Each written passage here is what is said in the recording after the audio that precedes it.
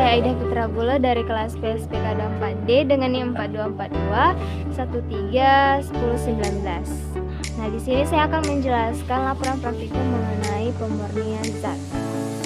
Nah, tujuan dari praktikum ini yaitu mengetahui perubahan massa pada waktu kapur barus ketika dilakukan proses distilasi.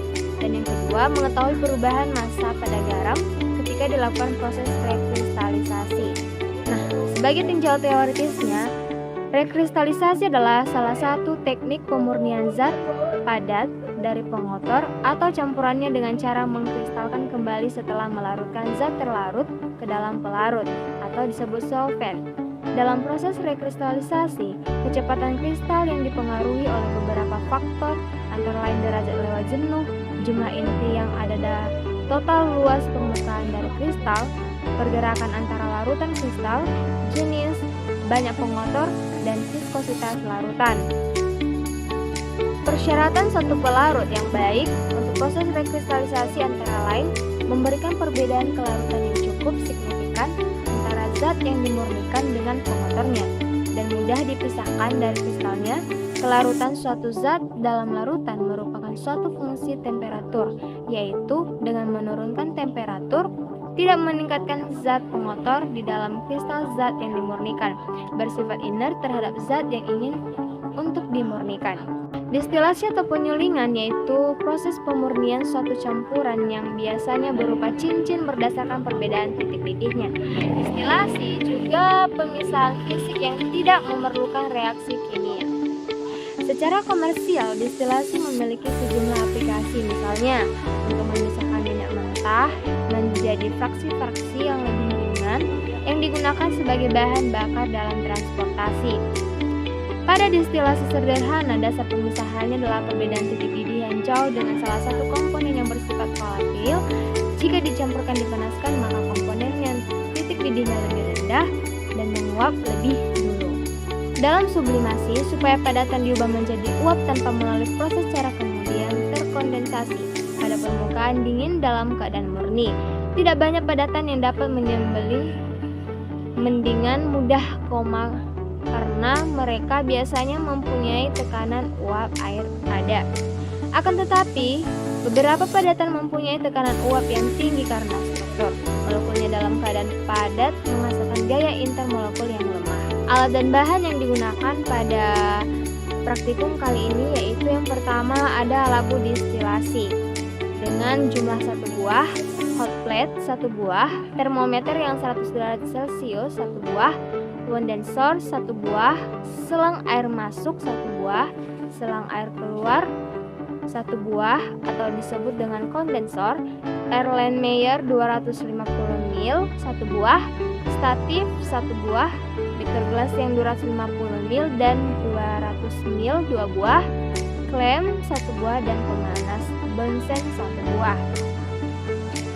Terus ada corong kaca, spatula, kaca arloji, kertas saring, korek api, mortal, cawan porselin, gelas ukur, batu didih, pipet tetes, dan aluminium foil.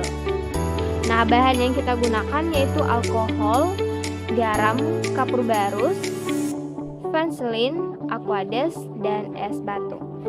Berikut prosedur kerja kita. Yang pertama, dirangkai alat distilasi, kemudian dimasukkan template sebanyak 2/3 dari labu bulat, sampel maksudnya, dimasukkan batu didih, terus dipastikan semua tertutup rapat dan dialirkan air pada selang kondensor. Nah, dihidupkan alat hot plate, diamati termometer dan hasil destilasi. Nah, pada praktikum ini kami mendapatkan hasil tetes pertama destilasi diperoleh pada menit ke-9 37 detik. Volume zat murni alkohol yang berhasil didapatkan adalah 30 ml dengan kadar alkohol sebesar 19%. Hasil destilasi dilakukan selama 1 jam 30 menit. Nah, untuk rekristalisasi garam, pertama dimasukkan 15 ml aquades ke dalam beaker gelas lalu dipanaskan. 2. Dimasukkan sampel garam sebanyak 5 gram. Diaduk sampai homogen lalu disaring. Nah, dipanaskan kembali filtrat sampai terbentuk kristal sambil diaduk. Kemudian ditimbang kembali garam yang terbentuk dan ditimbang kembali garam yang terbentuk. Nah, Hasilnya, 5 gram garam dapat larut sempurna dalam 15 ml air dalam waktu 3 menit dengan pemanasan. Setelah proses rekristalisasi selama 6 menit 27 detik, diperoleh kembali kristal garam dengan massa 4,5 gram. Sekarang sublimasi kapur barus. Dihaluskan dulu kapur barus lalu ditimbang sebanyak 5 gram. Dimasukkan kapur barus ke dalam gelas beker, diletakkan di atas kaca asbes, lalu ditutup dengan kertas saring, lalu ditutup dengan kaca arloji. Diletakkan es batu di atas kaca arloji. Dipastikan kertas tisu tidak basah dan dipanaskan dengan bunsen spiritus selama 20 menit. Lalu ditimbang ke kristal kapur barus murni yang didapatkan. Nah, hasil praktikum kami selama 20 menit, kristal kapur barus mengalami sublimasi yang ditandai dengan menghilangnya massa padatan menjadi gas dan terciumnya aroma khas kapur barus. Setelah proses sublimasi, massa kristal kapur barus murni yang tersisa adalah 2,37 gram dari massa awal sebesar 5 gram. Hal ini menunjukkan bahwa terjadinya pengurangan massa akibat perubahan fase dari padat menjadi gas.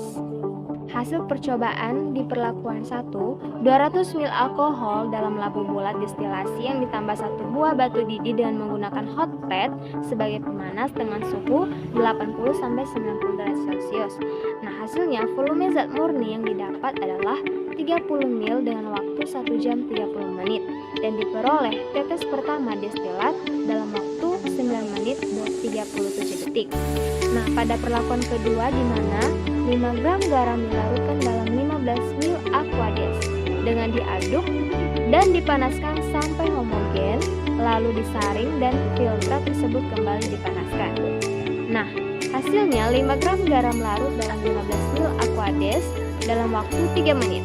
Setelah proses rekristalisasi selama 6 menit 27 detik, menghasilkan kristal garam dengan massa 4,5 gram.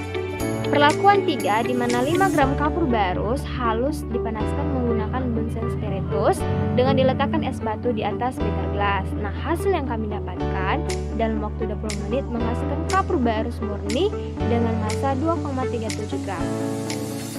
Nah, berikut adalah perhitungan dan reaksi-reaksinya. Pembahasan berdasarkan teori rekristalisasi.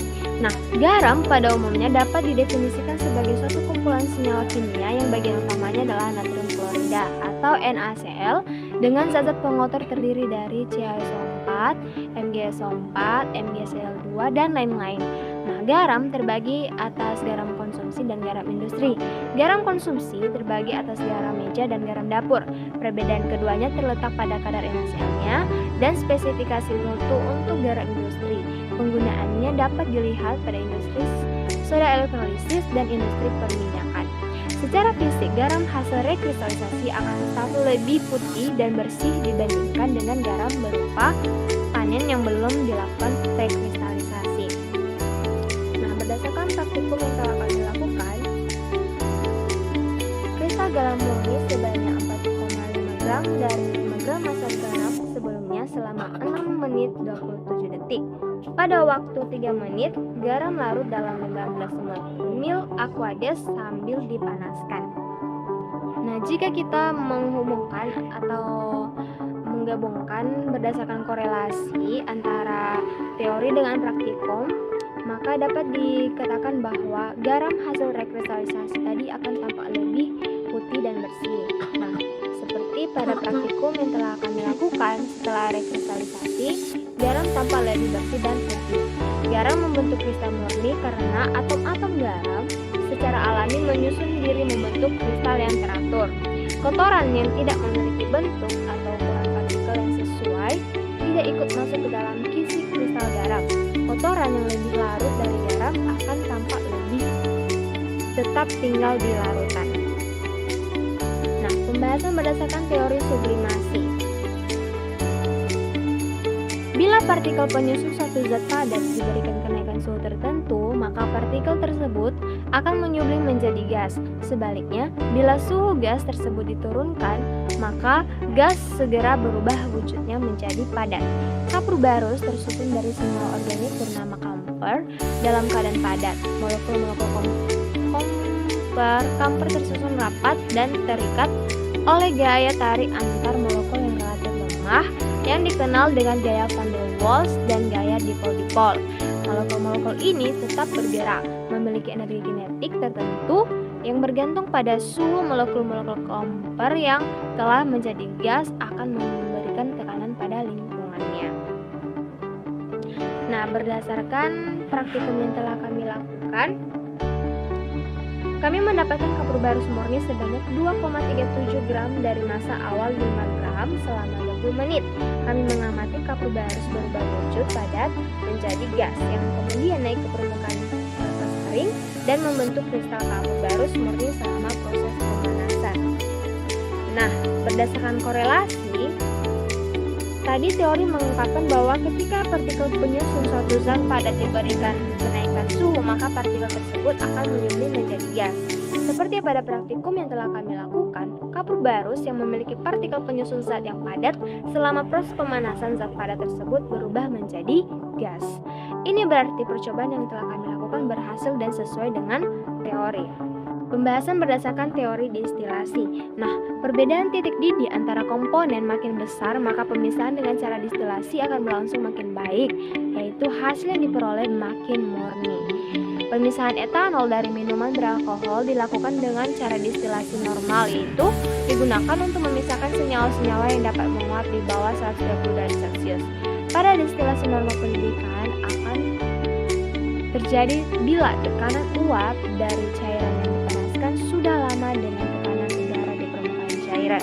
Dalam proses distilasi yang menggunakan cairan sebagai media panas, maka permukaan cairan yang akan didestilasi harus lebih rendah agar pemanasan merata sehingga penguapan akan sempurna.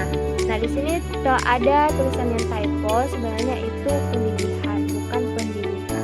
Oke, guys. Oke. Nah, berdasarkan praktikum yang telah kami lakukan, volume zat murni atau alkohol yang didapat adalah 30 ml dengan waktu 1 jam 30 menit dan diperoleh tetesan pertama destilat dalam waktu 9 menit 37 detik. Nah, berdasarkan korelasi, teori tadi mengatakan bahwa perbedaan titik didih antar komponen makin besar, maka pemisahan dengan cara destilasi akan memperoleh hasil yang murni. Seperti pada praktikum yang telah kami lakukan, titik didih alkohol yaitu 78,37 derajat Celcius, sedangkan titik didih air adalah 100 derajat Celcius. Molekul alkohol lebih mudah menguap karena gaya tarik antar molekulnya lebih lemah dibanding air. Ketika dipanaskan, energi panas memutuskan ikatan antar molekul alkohol. Setelah dikondensasikan, molekul alkohol kembali dalam bentuk cair. Kita tiba pada kesimpulan. Berdasarkan tujuan tadi, maka dapat kita simpulkan berdasarkan juga praktikum kita bahwa massa kristal kapur barus murni adalah 2,37 gram dari massa awal sebesar 5 gram dan massa kristal garam adalah 4,5 gram dari massa awal sebesar 5 gram. Baiklah, demikianlah penjelasan saya mengenai hasil praktikum tentang pemurnian zat. Terima kasih.